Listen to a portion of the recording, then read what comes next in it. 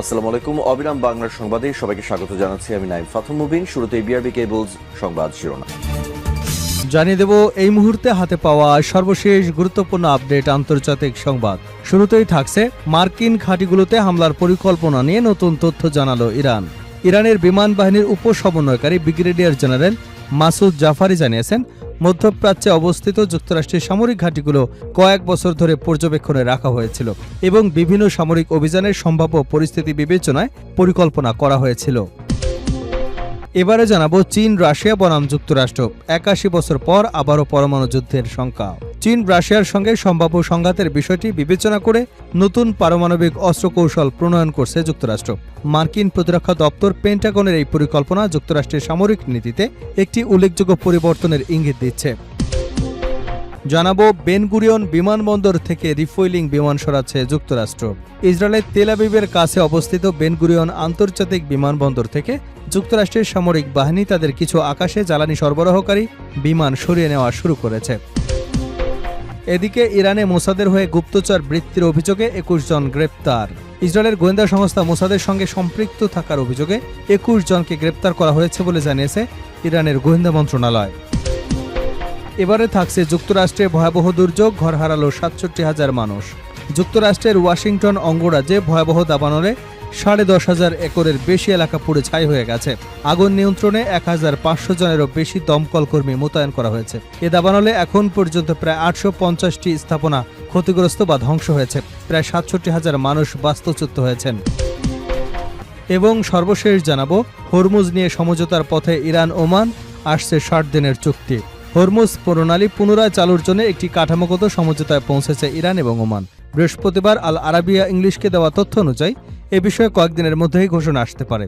তবে তেহরান এবং মাস্কাটের মধ্যে হওয়া এই চুক্তির জন্য এখনও ইরানের সর্বোচ্চ জাতীয় নিরাপত্তা পরিষদের অনুমোদন প্রয়োজন। এতক্ষণ শুনছিলেন সংবাদ শিরোনাম, এবার থাকছে বিস্তারিত সংবাদ।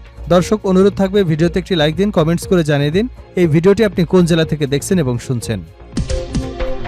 মার্কিন ঘাঁটিগুলোতে হামলার পরিকল্পনা নিয়ে নতুন তথ্য জানালো ইরান।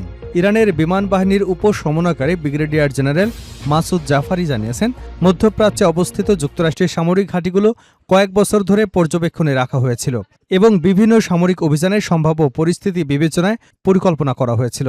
ইরানের রাষ্ট্রীয় গণমাধ্যমের বরাত দিয়ে প্রকাশিত প্রতিবেদনে জাফারির উদ্ধৃতি দিয়ে বলা হয়, সংঘাতের প্রথম দিনে প্রতিপক্ষ ধারণা করেনি যে ইরানের বিমান বাহিনী বিমান অভিযান পরিচালনা করবে। এই মূল্যায়নের কারণেই অভিযানটি সফলভাবে পরিচালনা করা সম্ভব হয়েছে। জাফারির তথ্য অনুযায়ী অভিযানে অংশ নেওয়া পাইলটরা ঝুঁকি, পরিস্থিতির গুরুত্ব এবং প্রাপ্ত গোয়েন্দা তথ্য সম্পর্কে পূর্ণ ধারণা নিয়েই দায়িত্ব গ্রহণ করেছিলেন। তিনি দাবি করেন, তারা এমন একটি অভিযান পরিচালনা করেছেন যা অনেকের কাছে অসম্ভব বলে মনে হয়েছিল। অভিযানে অংশ নেওয়া পাইলটদের বর্তমান অবস্থা সম্পর্কে তিনি বলেন, নিহত পাইলট মাজিদ কাজিমির মরদেহ পরে দেশে ফিরিয়ে আনা হলেও অন্য ৩ পাইলটের বিষয়ে এখনও নির্দিষ্ট কোনো তথ্য পাওয়া যায়নি। প্রসঙ্গত, গত ২৮শে ফেব্রুয়ারি ইরানে মার্কিন ইসরায়েলি যৌথ হামলায় দেশটির সর্বোচ্চ নেতা আয়াতুল্লাহ আলী খামেনি ও তার পরিবারের কয়েকজন সদস্য নিহত হন। হামলায় ইরানের বর্তমান সর্বোচ্চ নেতা মোস্তফা খামেনিও গুরুতর আহত হন।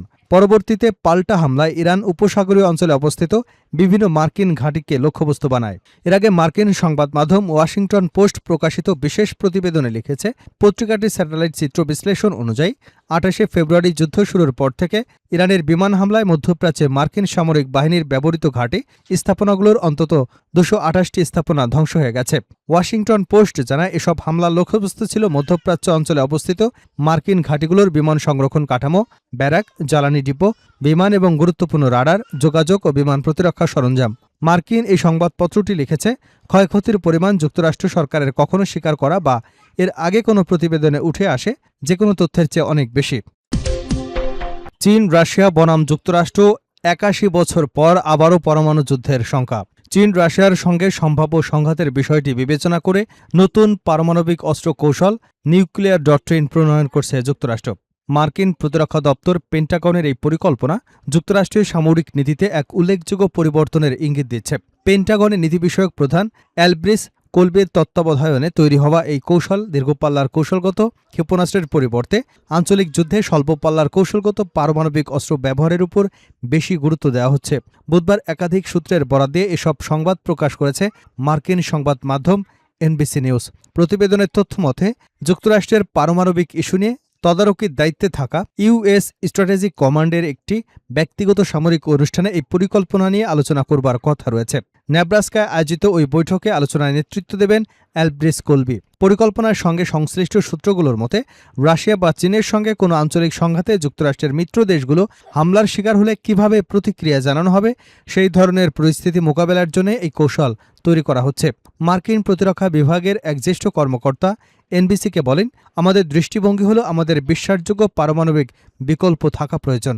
তার মতে এই কৌশল প্রেসিডেন্ট ডোনাল্ড ট্রাম্পের সিদ্ধান্ত গ্রহণের স্বাধীনতা সীমিত করবে না, বরং বাস্তবসম্মত ও বিশ্বাসযোগ্য পারমাণবিক বিকল্প বাড়িয়ে প্রেসিডেন্টের সিদ্ধান্ত নেবার সুযোগ আরও বিস্তৃত করবে এবং একই সঙ্গে প্রতিরোধ সক্ষমতা শক্তিশালী করবে। এলব্রিস কোলবি দীর্ঘদিন ধরে কৌশলগত পারমাণবিক অস্ত্রের পক্ষে অবস্থান নিয়ে আসছেন। এসব অস্ত্র তুলনামূলকভাবে ছোট আকারের, স্বল্প পাল্লার যুদ্ধক্ষেত্র এবং নির্দিষ্ট সামরিক লক্ষ্যবস্তুতে ব্যবহারের জন্য তৈরি। তবে এসব স্বল্প পাল্লার পারমাণবিক অস্ত্র পুরো শহর ধ্বংসের উদ্দেশ্যে নয়। বেন গুরিয়ন বিমানবন্দর থেকে রিফুয়েলিং বিমান সরাচ্ছে যুক্তরাষ্ট্র। ইসরায়েলের তেল আবিবের কাছে অবস্থিত বেন গুরিয়ন আন্তর্জাতিক বিমানবন্দর থেকে যুক্তরাষ্ট্রের সামরিক বাহিনী তাদের কিছু আকাশে জ্বালানি সরবরাহকারী বিমান সরিয়ে নেওয়া শুরু করেছে। ইসরায়েলের চ্যানেল 12-এর প্রতিবেদনে বলা হয়, ভ্রমণের ব্যস্ত মৌসুমে বিমানবন্দরের স্বাভাবিক কার্যক্রম নিশ্চিত করতে পরিবহন মন্ত্রী মিরি গেরেভ নিরাপত্তা কর্মকর্তাদের এসব বিমান অন্যত্র সরিয়ে নেওয়ার আহ্বান জানান। এরপরই এই পদক্ষেপ নেওয়া হয়। তবে এ বিষয়ে তাৎক্ষণিকভাবে ইসরায়েল বা যুক্তরাষ্ট্রের পক্ষ থেকে কোনো আনুষ্ঠানিক মন্তব্য করা হয়নি। প্রতিবেদন অনুযায়ী যুক্তরাষ্ট্র ইসরায়েলের ইরান বিরোধী সামরিক অভিযান শুরু হবার পর 28 ফেব্রুয়ারি থেকে এসব রিফুয়েলিং বিমান বেন গুরিয়ন বিমানবন্দরে অবস্থান করছিল। তবে সেখানে ঠিক কতটি বিমান মোতায়েন ছিল বা সেগুলো কোথায় স্থানান্তর করা হচ্ছে তা জানা যায়নি। এর আগে বেসামরিক বিমান চলাচলে এসব সামরিক বিমানের প্রভাব নিয়ে ইসরায়েলের আলোচনা এবং সমালোচনা দেখা দিয়েছিল।